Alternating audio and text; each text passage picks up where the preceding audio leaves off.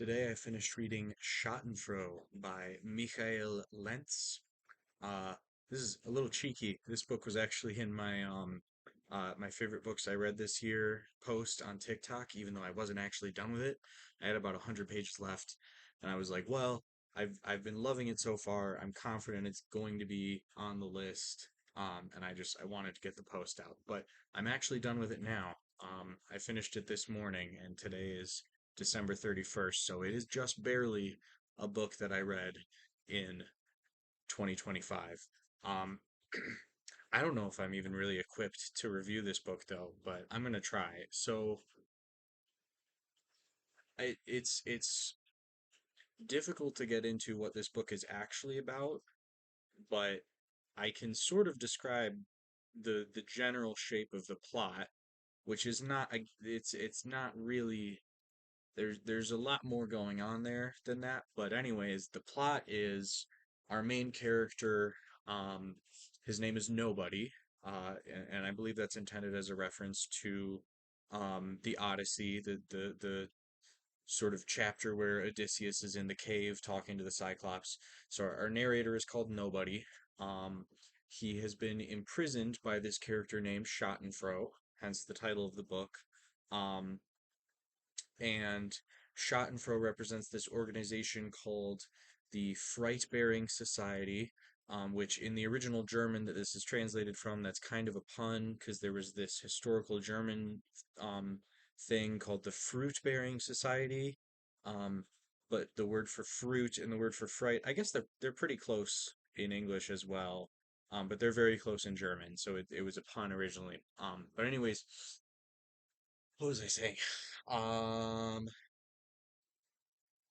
Oh yeah, so nobody is imprisoned by this character named Schadenfroh, and nobody has this device affixed to his head. It's made out of some sort of headgear and a pair of glasses, and um, it's sort of uh, it's recording his thoughts um, by like somehow reading the information in his brain out of his brain fluid. Actually, specifically, the book talks about brain fluid. It's recording his thoughts to paper. It's somehow transmitting his thoughts from this device on his head into his hand, which is writing a book. And the name of the book is the same as the name of his captor, and it's the book that we're reading. It's Schadenfreude. Um, so while he has this device affixed to his head, he can also sort of enter into and travel through like images. So there's large sections of the book where he's exploring like a map of his hometown, but from 300 years ago, or a painting of Germany in the 16th century.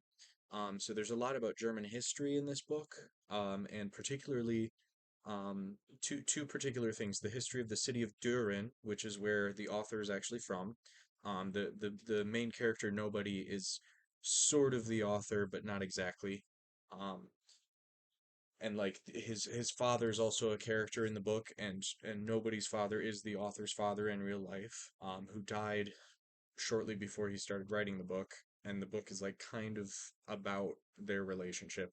But anyways, so the history of the city of Düren is a big part of it. Düren was a city that was bombed by the Allies during World War II, um, and actually was destroyed even worse than Dresden. Dresden was more well known because it was a larger and more famous city, but Düren was more completely bombed out. And there was nothing left of the city. The entire city had to be rebuilt in like the late 40s, early 50s. So it's kind of unique among German cities in having no medieval architecture at all. Um, but in this book, our narrator gets to travel through the medieval version of the city a little bit, which is kind of cool. Or I think not quite medieval, but like early modern. Um, and then there's a different section of the book where he's in Germany in the 1500s, and he's witnessing the Reformation. And that's the other section of German history that's huge in this book is the Reformation and the German Peasants' War, which the German Peasants' War. is an interesting thing to learn about, and I do recommend maybe reading up on it a little bit before you read this book, if you're going to read this book. But the German Peasants' War was like, um, people sort of looked at what Martin Luther was doing in reforming the church, and they were like extrapolating that to social relations, and they were saying, well, if there's no basis in the Bible for like priests and like church hierarchy to be this intermediary between us and God, like couldn't we apply that same logic to kings and dukes? Like why do we need them in between us and divine authority? Um, and so there was this like peasant uprising of people who were extrapolating the principles of the Reformation into sort of political terms. But Martin Luther completely disavowed them and was not on board with that. So that's part of it as well. Um, we get to witness some of that.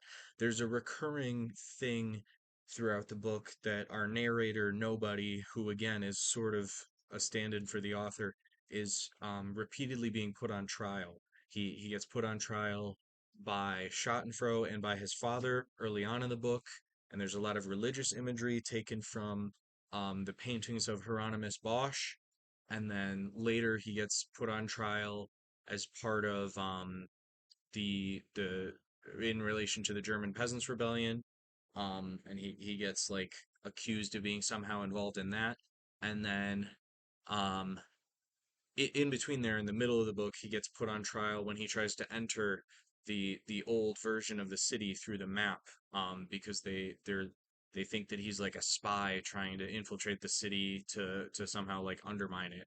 So he gets put on trial there. So there's this that's a recurring thing. He's always on trial. There's also like recurring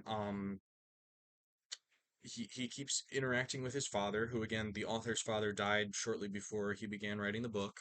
um and then also he has flashbacks to um experiences where he was talking to his mother, who his mother had been dead for a while before his father died. And actually, one of his other books that I think is going to appear in English next year is titled Mother Dying.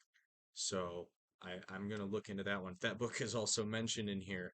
Um, there's a chapter, well, not chapter, so there's no chapter breaks. I should say that. It's just one solid thing, but there's a section of the book near the middle that I have flagged here, where so at one point, after one of these trials, Nobody is imprisoned inside of a library.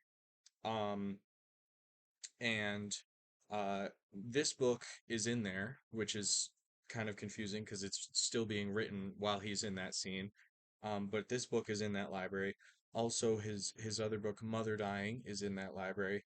But then also there's a book that is a catalog of all the books in there, including itself. And there's like a little philosophical discussion about like, well, should the book cataloging the library contain an entry for itself because it is a book that's in the library, but like do you really need to write that? So there's a like discussion of that, but there's a list of all the other books that are in this library, and I've bookmarked it and I've come back to it a few times to kind of look through some of these titles. A lot of it is like history books in German, um and I assume like the ones where the title has not been translated for this English translation of the novel, I assume it's because those books do not appear in English anywhere. Because there's also like French and Italian and Latin books in here where the title is rendered in English because there is an English version of the book that exists that you could look up as an English reader of this English translation. Um, but yeah, a lot of it is like German history books. But there's a couple of novels. Alice in Wonderland is in it, which I think is good to keep in mind throughout reading this book because it's very Alice in Wonderland like in terms of like the sort of dream logic of how we transition from one scene to the other and like how physics works. Um, and what else was I saying? There's Samuel Beckett is in here. Malone Dies. Ray Bradbury's Fahrenheit 451 is in here. Yeah, Alice in Wonderland, Alice Through the Looking Glass. What else? There's a lot of philosophy books. Um, Giorgio Agamben is in there, and he's not just in the list, he's also mentioned throughout this section and a couple other sections. So I looked into him and I actually bought some of his philosophy books that I'm going to read. Because from what I know about him from this novel, it's kind of interesting stuff. Um, he has this idea called what is it called? It's a Latin phrase, homo sacer, I think, which is a concept from ancient Roman law of like it was a legal status that could be conferred on someone for certain crimes where they exist outside of the law. Anyone can kill them or steal from them with no legal repercussions, but also with that status comes the fact that they cannot be included as a human sacrifice to the gods because like they're somehow not like their flesh would not be appropriate because of this status that's been conferred upon them. They can't be a sacrifice. So that's kind of interesting. Um but anyways, Giorgio Agamben writes like a philosophy book kind of applying that concept to um like the the way that certain types of people are treated by modern states. So I want to read that, and I bought that, and that's discussed in here quite a bit. That's another thing about this book. A lot of it is like I think sometimes very obviously and sometimes more subtly about authoritarianism and like surveillance and modern surveillance states. The idea of the panopticon is also mentioned many times throughout this book. There's so much going on. It's it's about authoritarianism and surveillance. It's also about the author's relationships with his parents. Um, it's also about religion a little bit, a lot actually, kind of. Yeah, I don't know. I feel like I'm gonna reread it at some point and probably make a like scripted, researched video of my thoughts on this book and like other things that I've researched to better understand it, because there's just so much going on. I did really enjoy it. I will say there were parts that dragged a little bit. It's like sometimes, excuse me. Um, And this was a book that I went through pretty slowly. It's 1,001 pages, which is intentional as a reference to the 1,001 Nights, which does not appear on the list of books in there, interestingly, but that is an intentional reference. But anyways, it's 1,001 pages, and I read it. I think I started it like a week after it came out. I had pre-ordered it, so I got it actually a couple days before it officially released. Um, but I told myself like, oh, I'm not going to start it right away. I'm in the middle of these other books that I need to finish, and that lasted for about a week before I just decided to start it anyway. So I started it in September, but through September and October, I was kind of reading it on and off because there were other books I was in the middle of. And then through November and December, this has been my main big book that I'm reading, and there's been other shorter books that I've been reading on the side that I can get through a lot faster. But yeah, so I don't know. I guess I read it kind of fast then, really, because I mean, for it took what October, November, like three and a half months, I guess. But for the first half of that, I was only reading it like here and there in between other things. So I don't know. I guess that's not too bad. But yeah, there would be some days that I would read like 30, 40 pages, and then there would be some days that I could only read like 5 pages because it's either because it's so dense or because there were some passages that dragged a little bit. But then there were other passages that you would get through very quickly. There's also like the the the the author plays with the format a little bit here and there, and my favorite instance of that I am gonna show on camera. I hope that shows up. So see how there's like two columns starting over here, and then it continues on for a couple of pages. Um, so what's going on there? It's really funny. So nobody and his father are visiting the this panorama museum. I forget the exact name of it. I don't know if it's in there, but this is a real museum in Germany that's like it's a panorama. So you can look all around the walls of this circular room, and it's a painting that goes all the way around, and it's a painting of the German Peasants' War. So they're going there, and they're like, but at the door they're getting lectured by this museum attendant, um, about the museum, and he's like lecturing them, and he's going on and on and on. And it's really boring. And at some point, the narrator and his father interrupt um this boring description of like the technical like engineering of the museum, and they start like talking to each other on the side, so you're getting like their conversation on one side, and then the museum employee just rambling on about the museum on the other side. And then eventually what they do what they do at the end, they're like, how are we going to get past this guy to get into the museum? And eventually what they do is they're like, oh well, all of this is going into the book because when nobody hears people talking, that's also in his thoughts, so it gets recorded in the book. And his father's like, oh, just shrink the font of what he's saying. So he shrinks the font. I don't know if that's going to show up on camera. Yeah, you can kind of see that. So he shrinks the font, and as the font shrinks, the guy talking also shrinks until he gets small enough that they can just step over him. And that's how they get into the museum. And that was a very like Alice in Wonderland like sequence, um, as well. But yeah, I really enjoyed that. So there was a lot of stuff like that, but then there would be lower passages where I could only read a couple pages at a time. Uh, yeah, I don't know. I'm like relieved to be done with this book because it's again 1,001 pages, and it's a pretty challenging read. But the more I talk about it, the more I just want to read it again. Um, I don't know. I've got so many other books that I want to read in 2026 though. So I don't know. It might be a while, but I need to reread it someday. Um, and yeah, I would say there's like people have made all these different lists of things that you should read before you read Schadenfreude to help you understand it. I think having read it now and having read some of those things, um, I think you should know a little bit about the German Peasants' War. You should maybe have some idea of the Reformation, and particularly um, Martin Luther. Maybe not so much the other later branches of the Reformation, but you should know who Martin Luther is. I mean, if you, I don't know. I feel like that's like a high school history thing. I think most people learned about that. But if you're not familiar with the history of the Reformation, do like some cursory Wikipedia searching about it.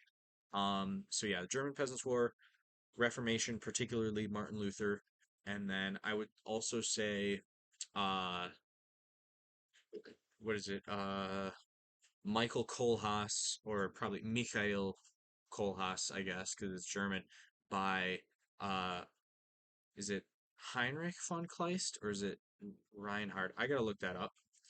But Michael Kohlhaas, that's like a fairly well-known book, and it's referenced a few times throughout here, and they don't really explain the reference, but like if you've read the book, it's clearly what he's talking about. Um, and that it's like 100 pages, and it's really good. So I would read that. And that I guess kind of also relates to the German Reformation and the German Peasants' War. So yeah, I would be familiar with those, and then know what a panopticon is in terms of well, its origin is in a philosophical text, but like you should know physically what it would look like as well. So yeah, look up what a panopticon is, know a little bit about the German Reformation, know a little bit about the German Peasants' War, and read Michael Kohlhaas. I think my copy of the book is upstairs. Michael Kohlhaas, Heinrich von Kleist. Yes, Michael Kohlhaas by Heinrich von Kleist.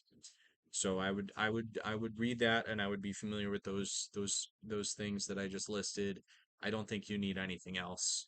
Um, I don't know. Maybe if you haven't read Alice in Wonderland, no, I'm not even going to say that. I'm not even going to say that. There's like it clearly a lot of influence, but it's not like you would need to understand.